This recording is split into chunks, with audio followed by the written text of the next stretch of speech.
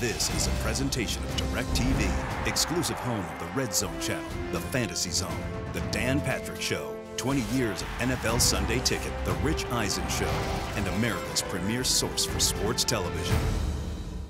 Jack Links presents Messing with Block Squatch.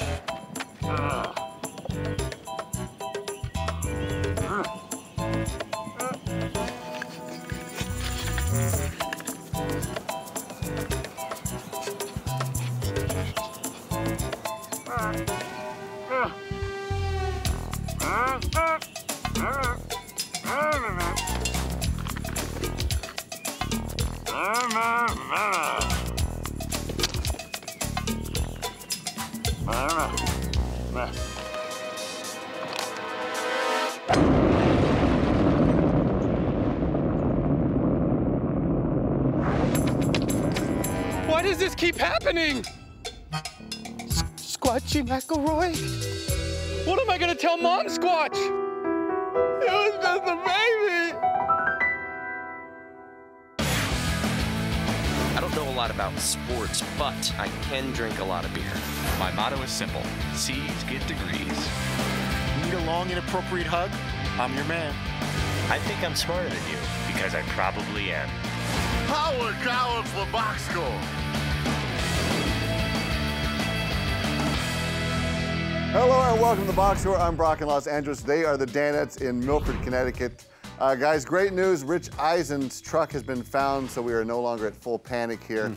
Good news because Rich's year-end review is just around the corner. Seton, has anything ever been stolen out of the man cave that you know of? Well, the most famous case of a disappearing act was Paulie's Walter Payton card. Yeah. Still gone. That's still it's a cold case, I think, at this point. That's a good point. I'm surprised you brought that up. But Brock, since you opened up the topic, might as well do it now. The I-Team has a report that we've been holding on to for a long time, waiting for just the right opportunity. Sweeps week. We have some video here from, I think it's last year, of someone breaking in and taking something from our bar. Check your monitors. I think you'll want to watch closely. Oh, dear God. And there you are, Brock. It's your first time here visiting. No one's on the other side. And you grabbed a whole thing of rum and walked out with it. Just so you know, this was not a bit. This is not staged in any way. This is actual video from our surveillance cams. There's nothing made up about that. It's amazing that no one even realized that you were walking through. It's just like you went right under the radar there. How'd that happen? It's like Kate Moss just sort of whiffing through there as a ghost. Oh, well, okay, the truck's valuable. That bourbon, or no, that was rum. That's very valuable. Well, too bad the robbers who took Eisen's truck couldn't drink it, because you downed that thing in about 18 minutes after the show, so there's no evidence of that rum. Yeah. I think I dropped a 30-day chip here on the set somewhere. I'll look for it. Another valuable thing was Clayton Kershaw. He called in today, and he gained something of value. Cy Young, and I think the boss might want to burglarize that. Well, I think the Gold Glove is the coolest trophy, don't you? I mean, I think that's awesome. I think if I was a robber, I would come take that one. Well, I do have a Gold Glove. You do? Yes, I do. Congrats. Yes, I do. Way to go. It's Harold Reynolds' Gold Glove. He had 3 of them, and he gave me one for the man cave. So I actually have it here today. Wow. That's awesome. Yeah. Really cool. If you get to 5 Cy Youngs, can I maybe have one on loan just for like a little while for the man cave? Like the 5th one, I just think I'm at your house when you get it, and as soon as they hand it to you, then you just hand it to me, and then I get to have it on display in the man cave. Because I could have it on, this is for the people here. I hear you. Absolutely. Yeah, I think a loan is fair. Yeah, Clayton is smart enough to know that he has to be hesitant about loaning anything to Dan and our group in the man cave. Harold Reynolds is not going to see that Gold Glove award trophy anytime soon, and you can tell Clayton's familiar enough with Dan and all our personalities that he tried to make it clear that he would loan it, but he would ultimately want it back. But I think if Clayton gives it to us, he's not going to see that Cy Young back in his possession anytime soon.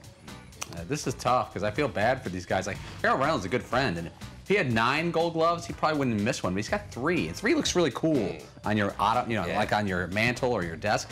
He's never getting that one back. I mean, even if he comes to studio, Dan will find a way to get him out of here without him grabbing it. Dan's taken stuff of ours before and just, like I had a jersey, a Notre Dame jersey on my chair once.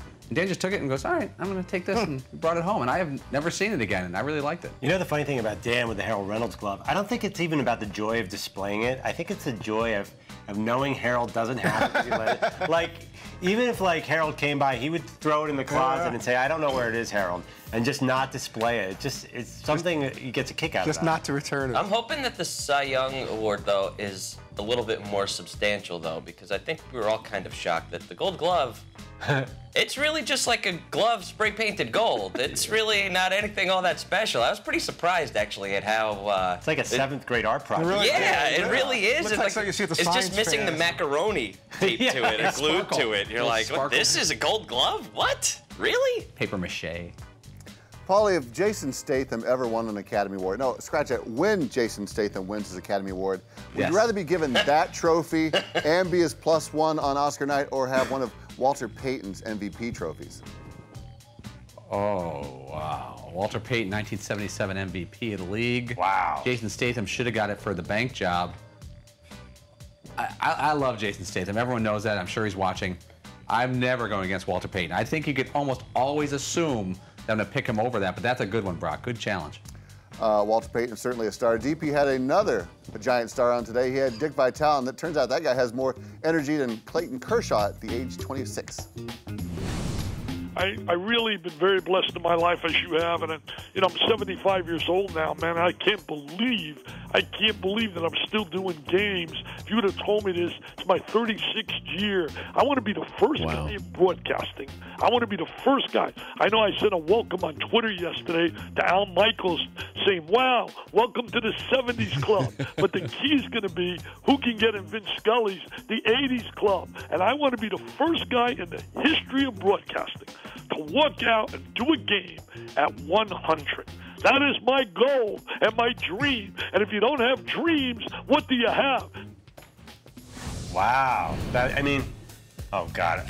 I have something really mean to say. Should I say it? What do you guys? We'll take a vote. Probably not. Well, Dick Vitale's a friend of the show. Go ahead. What are you going to say? You open the door, you got to go there now, dude. Well, I mean, it's not like Dick can really see the court that well right now, so what's the problem at 100? What? Not cool. Eye humor. That's tough. No, I mean, Dick Vitale. Ooh. Yeah, he poured his heart out about he told that story about having surgery on his eye and how scared he was. And about his traumatized childhood with one eye going one way, one guy going the other. Afraid to look I'm sure at that's everybody. the kind of joke that he would embrace. That was a great joke. Paul, what are your thoughts on it? Well, as a person who grew up with no sight in my left eye, I admire Dick Vitale as being a champion of our people. I didn't have as bad as him. My eyes luckily go straight, but he's a hero to me, and I would never badmouth Mr. Vitale. Yeah, hey, Paul, I'm making a face at you right now, but you can't see it. Can't see it. Yeah. Him and Sammy Davis Jr., both heroes. Fritzy, how cranky would Dan be if he had to work with you guys till the ripe age of 100? I think he'd be pretty cranky. He goes, he's a man, as we all are, of many moods. We should all live and be well and do this for many more years. There's no way Dan's doing 10 more years on this show. I think, actually, the question isn't about Dan doing the show till 100. It's how would everybody else hold up doing the show with Dan until he was 100. I mean, Fritzy's got to be at the end of his rope here soon. Yeah, I'm very close to packing it in, and I've been on the other end of Dan's wrath and various mood swings. So I can't imagine from where he is Imagine now, in how 50 much years, Dan looks at you and says, Fritzy, what happened with the phone line? Said cell phone. We won't have phones then. It'll be like, what happened with the Neo Googleizer? The Neo Googleizer. The Neo Googleizer dropped. All of us will have built-in phones into our ear canal. And Fritz will be yelling, hey, why did Jimmy Lipper's Cy Young Award speech didn't come through on his little cell phone in his ear? Yeah. He won't be getting any more pleasant. It'll definitely go the other way. No, you can be Dan's going to shuffle out there, sort of take a 2-foot jumper. You're going to have to drag him out of here, I think. You'll be like Scotty screwing up the transporter. What happened to the Romulans? I'm sorry, I don't know what happened. Seton, does anything make you as happy as it makes basketball makes Dickie V? Wow, it's interesting that you asked that, because I was just sitting here thinking, like, man, I can't think of anything that I'm that fired up about. Like, man, I just want to do this till I'm 100. What about talk about music?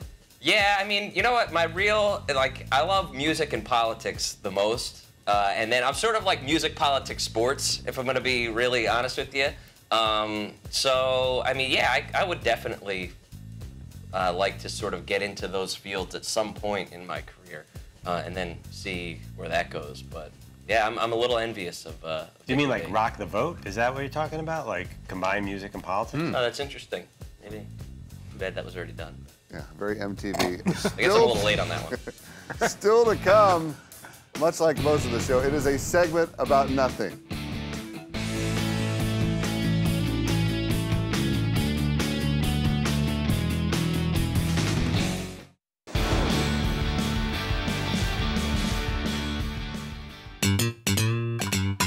It's really not that bad. I look like a pirate. I don't want to be a pirate. The waitress was totally checking me out. Guys, help me, help me. Help me, what should I do? Get out! Woo! Nice shirt. We are back here on the box score. Nice work on that open, boys. McLovin, I think you look like a little like Harpo Marx, but I think you stole the show on that one. During the show today, a caller called in and said Cam Newton's injury was much like a Curb Your Enthusiasm episode, and all it took was one Seinfeld reference to make the boss flip.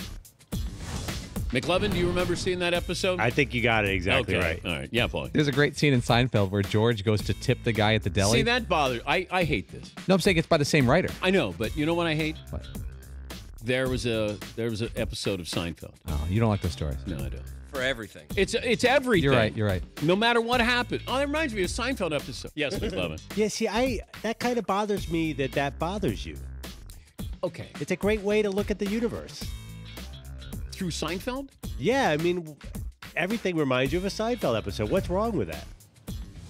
You know, I'd never really noticed it before until Dan pointed that out, I don't know, a couple weeks ago. Maybe it was longer than that. I'm not really sure, a couple months, years, whatever. But it is true. There's not really many scenarios in life that you can't relate back to a Seinfeld episode. And now that he's pointed that out, I notice it all the time, where I'll think of like, oh, like in Seinfeld, and like, oh, wait, I should just bite my tongue, because it's like, yeah, we know Seinfeld. It's obviously, right? Like this show. It's a show about nothing.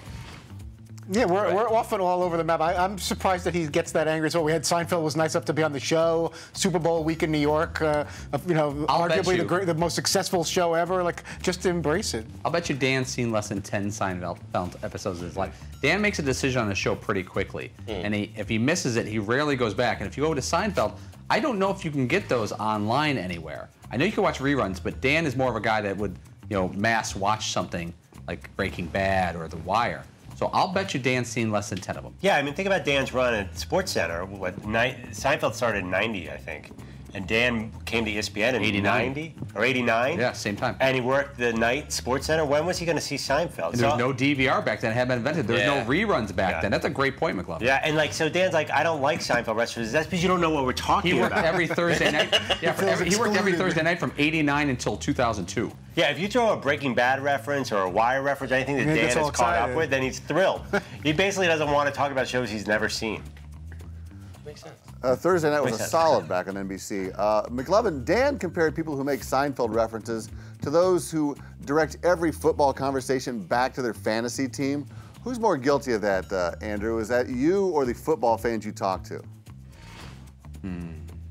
Am I guilty? I guess you have to ask the guys. I don't know. I don't think you talk a lot of fantasy football. Yeah. You make a lot of interesting points, and then you may once in a while bring in, a fantasy football experience. But I don't think you harp on your team or decisions you're making or who you're picking up or who you're dropping. Yeah, I don't even want to mention that I dropped Aaron Sproles this week to pick up Jordan Matthew for the Eagles, rookie wide receiver, killing it. Yeah, baby. When are you going to start a league with your infant daughter?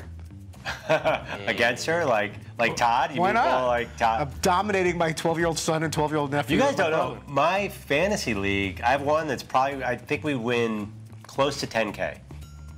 It's a big deal. Wow, it is a big deal. Have you won We're not paying $10,000 for anything. What's that? Have you won $10,000? I certainly have not. I have not. I have a partner because I can't afford the buy-in alone. No, that's not a joke. You really? Yeah, IRS, if you're listening. Paula, you compared all this to talking about your children. You say you don't talk about your children on purpose. Are you trying to produce some tears at the Pabst house tonight? Oh, no, that's a good point. I talk about it a little bit here. When the topic comes up, we all kind of chime in for a little bit. But it does. Dan had a good point. When you go out, when you're middle-aged and you go out with other adults and they have kids, the topic of children is so front and center. And I'm like, really, let's talk about anything else. It's kind of like when we go out to dinner on Thursday nights. We don't talk about the show that much, almost to the point where, not at all, where it's like a little thing like, Fritz will say, hey, real quick, I got to ask you about this guest. Or I'll say, hey, don't forget this for tomorrow. But if we go out to a 2-hour dinner, I bet we talk 2 minutes about the Dan Patrick Show. But the thing is, the other stuff we talk about ends up being the content for the next day. So it works out better that way. Oh, I was about to say that we talk all show because, you know, it's business. It's a business dinner that is necessary. That's right, McLovin. I was mistaken. Yes, no, when you wait, said that we were talking hold on about a second, the guys. show. No. This is a corporate retreat that we go on every Thursday. Oh, mind clearing. It's team building. Team building. Team building, right. So we're team building. Team building. Dinner receipts, McLovin's gambling windfalls. Okay. Well, to Polly's lovely daughters, don't worry. You always have it home here on Box Score Bill. Next up, we will see which row is dumb and which row is dumber.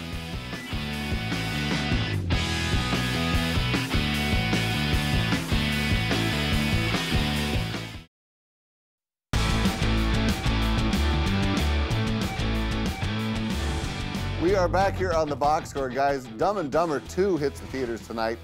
Seton, is this one that you would actually go out and see? Yes, absolutely. No doubt about it. And especially since it's not really one I think I can convince my wife to go to. Maybe it's like a Thursday in New York is begging for like a, maybe go see Dumb and Dumber tonight. Brofest? Maybe a little Brofest movie night. I don't know, I'm just gonna put it out there. Now let me tell you this, Seton. There is no way I'm going to see a movie in New York City unless I bring something in, if you know what I mean. Are you in with me on that, if you know what I mean? Well, I mean, beverages are available there, but I don't think they frown too much on you bringing in, say, flask? There was something in your pocket or whatever. Fair enough. What have you. Well, in the spirit of the movie, we put together a quiz that I think even Harry and Lloyd might be able to score well on. These are questions that are usually asked to 4th and 5th graders, which puts a little pressure on you guys. It is row versus row, and there are no steelsies, so let's go. Thank God. Front row, start us off. Which is the world's largest ocean? Oh, that Pacific. big one. The Pacific? The Pacific Ocean. You are absolutely correct. Back row, what is the atomic weight of Lawrence Sony? No, sorry. Back row, there's one sport in which neither the spectator nor the participants know the score or leader until the contest ends. What is it? Well, any judge sport, like ice skating. It's not wrestling. Oh, you want to say skating? Well, any sport that's judged, gymnastics, skating, Yeah. I don't even get it. It's like, Oh, is that some kind of trick question? Major sport, major sport. Wait. A major sport where No you don't know the steals, you're score till the saying? end. Wow, hints. We could steal major it. sport. Brock, do we get a Nobody guess, knows even though sports just at for the courtesy guess if they don't get Yes, it? absolutely. Oh, okay. I like that. end. I don't know why boxing's more major than gymnastics. Yeah. Well, initially we were thinking skating or gymnastics, but I think we're going to go with boxing because maybe that's considered more of a major sport. Definitive answer. Okay, is it boxing? Yes, it is boxing. Of course it's boxing. That was nicely done. Front row, how many cups are in a gallon? Well, there's 2 cups in a pint. And there's, but yeah, 32? 32? You just doubled it. I'm sorry. The correct answer is 16 cups in a gallon. I don't think, I'm going to fight you on that. I think I would like it double-checked and proven. I'm with you on that. We'll check it. Maybe we get an answer before the end of the segment. Back row, what is the brightest star in the night sky?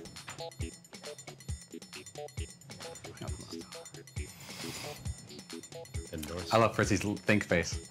You think it's the North Star? Sounds good. What is the other answer? Do you know any other stars other than the sun? I know the Big Dipper, Little Dipper, but he's not asking about constellations. He's asking about a specific star. Do you know a name of another star? I can't. Not really. The sun and the North Star. We're gonna go North Star. Unless it's the sun. But It is not the North Star. The star we were looking for is Sirius. Oh, Sirius XM. And you have the radio station. Yeah, part of, I believe the constellation is Canis Anubis. Front row, there are only 3 words in the English language that begin with the letters DW. They are commonly used. Name 2 of them. Dwarf?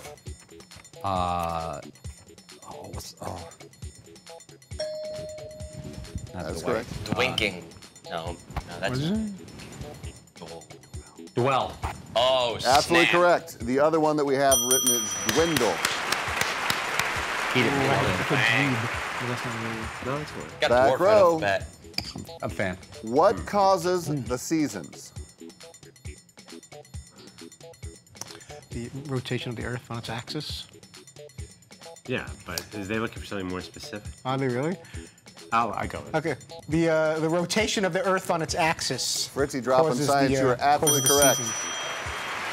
Congratulations. Front and row, back rows tied. You both received the Harry and Lloyd Award for Academic Success. Don't go away. We are heading to the bar and going back in time.